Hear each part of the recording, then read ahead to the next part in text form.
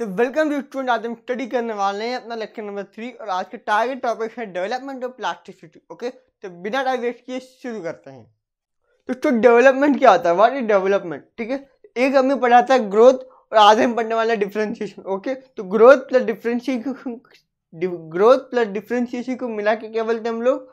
Development. Okay, और इसको control करने के लिए कुछ फैक्टर होते हैं जो कि डेवलपमेंट को कंट्रोल करते हैं। प्लान का डेवलपमेंट किस टाइप का होगा, राइट? मान लो कि मैं टॉल हूँ, ठीक है, तो मैं टॉल क्यों हूँ? क्योंकि मैं ज़्यादा प्रोटीन खाता हूँ, ठीक है, तो वो एक्सट्रीन्सिक फैक्टर हो गया। ठीक है, मैं ब्लैक कलर का, मैं मेरे फेस का ब्लैक कलर का, ठीक है, तो ब्लैक कलर क्यों है? मैं सनलाइट में ज़्यादा रहता हूँ, ठीक है, इसलिए मेरे फेस का स्किन क्या है? ब्लैक। ठीक है, साउथ अफ्रीका में जो लोगों ने वो ब्लैक क्यों होते हैं? उनके यहाँ पे ज़्यादा सनलाइट पड़ती है, हमारे यहाँ पे कम सनलाइट पड़ती है, इसलिए हम गोरे हैं, एज यू सी इट मी। ठीक है, ओके। तो फैक्टर जो होते हैं वो बड़ा इंपॉर्टेंट रोल करते हैं डेवलपमेंट को लेकर के। ओके, तो फैक्टर जो होते हैं वो दो टाइप के होते हैं, एक अंदर वाले फैक्टर, एक बाहर वाले फैक्टर। ठीक है, तो जो अंदर वाले फैक्टर होते हैं उनको हम बोलते हैं इंट्रिंसिक फैक्टर, और जो बाहर वाले फैक्टर होते हैं उनको क्या बोलते हैं हम लोग? Extrinsic factor. ठीक है, एक्सट्रिंसिक फैक्टर में कुछ नहीं है, लाइट, कार्बन डाइऑक्साइड, ठीक है, ऑक्सीजन, वाटर, O2, ठीक है, एंड न्यूट्रिएंट। ठीक है, तो ये सारे जो फैक्टर है वो एक्सट्रिंसिक फैक्टर होते हैं। तो इंट्रिंसिक फैक्टर में दो फैक्टर होते हैं, वो कौन कौन से होते हैं? इंटरसेलुलर और इंट्रासेलुलर। ठीक है, तो जो इंटरसेलुलर होते हैं सेल के अंदर वाले होते हैं उनको क्या बोलते हैं हम लोग? इंटरसेलुलर। जो सेल के मतलब सेल और सेल के बीच वाले जो होते हैं उनको क्या बोलते हैं? इंट्रासेलुलर। ठीक, अब इंटरसेलुलर के एग्जाम्पल क्या होंगे? जीन। ठीक है, जीन जो होते हैं वो हमारे स्ट्रक्चर को लेकर, हमारा जो फॉर्म होगा वो किस तरीके का होगा, मेरी स्किन का टोन कैसा होगा, राइट? तो ऐसे ही प्लांट के बॉडी में भी जीन होते हैं, वो डिसाइड कर रहे होते हैं कि किस तरीके का प्लांट का स्ट्रक्चर होगा। ओके, और उसी टाइप का प्लांट का स्ट्रक्चर होता है। ठीक है, फिर स्टूडेंट इंट्रासेलुलर। इंट्रासेलुलर मतलब कि अगर इस प्लांट के अंदर जो प्लांट ग्रोथ रेगुलेटर्स होते हैं, ठीक है, इनके बारे में हम पढ़ेंगे डिटेल में, आपको टेंशन लेने की जरूरत नहीं है। ठीक है, प्लांट ग्रोथ रेगुलेटर्स होते हैं, वो क्या करते हैं? वो प्लांट की ग्रोथ कराते हैं। ठीक है, तो वो क्या होगा? Plant growth regulator. Okay, that is we are going to study. और अब हम देखने वाले हैं व्हाट इज डिफरेंशिएशन। तो तुम देखो, जो प्लांट की जो सेल होती है ना, सेल की लाइफ साइकिल में क्या क्या होता है वो सारी हम पढ़ने वाले हैं। तो सबसे पहले जो सेल होती है वो कौन सी होती है प्लांट के अंदर? Primary meristematic tissue. Primary meristematic tissue. Okay, primary meristematic tissue जो होती है वो क्या करती है? वो डिफ्रेंशिएशन करती है। क्या करती है? डिफ्रेंशिएशन। और वो डिफ्रेंशिएशन करके एक पार्टिकुलर फंक्शन करने लगती है, स्पेसिफिक फंक्शन करने लगती है। जैसा कि हमने पिछले लेक्चर में पढ़ा था, सेल क्या हो जाती है? मैच्योर हो जाती है, एक स्पेसिफिक फंक्शन करने लगती है।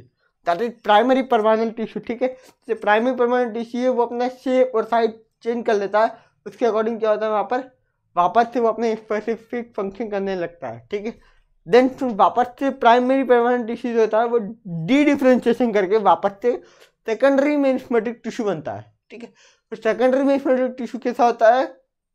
वो डिवाइड करने के लिए कैपेबल होता है, तो वो डिवाइड करता है। ओके, देन सेकेंडरी मेरिस्टेमिक टिश्यू जो होता है वो वापस से रीडिफ्रेंशिएट करके वापस से क्या बन जाता है? Secondary permanent tissue. Okay, secondary permanent tissue क्या होता है? प्राइमरी परमानेंट टिश्यू क्या होता है? आपको ये सब बातें कौन सा वाला चैप्टर में समझ में आएगी? ये सारी बातें आपको एनाटॉमी ऑफ फ्लावरिंग प्लांट में आपको समझ में आ जाएगी। ओके, तो आपको टेंशन नहीं लेना है, आपको हर एक चीज़ अच्छे से समझा के जाऊंगा मैं। ठीक है, तो आगे बढ़ते हैं। तो फिर डेवलपमेंट ऑफ प्लांट, इस डायग्राम को ज़्यादा इंपॉर्टेंट नहीं देना है। इस डायग्राम को अगर आपको समझ ना आए तो कोई दिक्कत नहीं है, अगर समझ में आ जाए तो इट्स गुड। ठीक है, तो फिर देखो मेरिस्टेमिक टिश्यू होती है, राइट?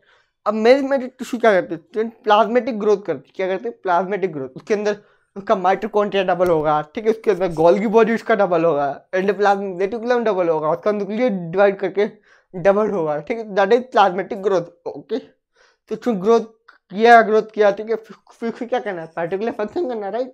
तो डिफ्रेंशिएशन होगा। ठीक है, एक तरफ क्या होगा स्टूडेंट्स? एक तरफ इसका दूसरा फेज चलेगा, ठीक है, यानी कि इसका इलोंगेशन हो जाएगा, फिर मैच्योर हो जाएगी सेल, तब मैच्योर सेल बन जाएगी। ठीक है, उसी तरीके से डिफरेंशिएशन से क्या बन जाएगी? मैच्योर सेल बन जाएगी। ठीक है, अब मेच्योर सेल क्या हो जाएगी, कभी ना कभी बूढ़ी होगी, ठीक है। बूढ़ी को क्या बोलते हैं हम लोग, सेनेसेंस। सेनेसेंस के बाद में बूढ़े होने के बाद में क्या हो जाती है, डेथ हो जाती है, ठीक है। आप बूढ़े हो जाओगे तो आपकी भी डेथ हो जाएगी, राइट, ठीक है, सच है, ओके। सेनेसेंस से क्या होगा, डेथ हो जाएगी। फिर जो मैथमेटिक सेल जो है वो क्या करते हैं, ग्रो करते रहते, राइट।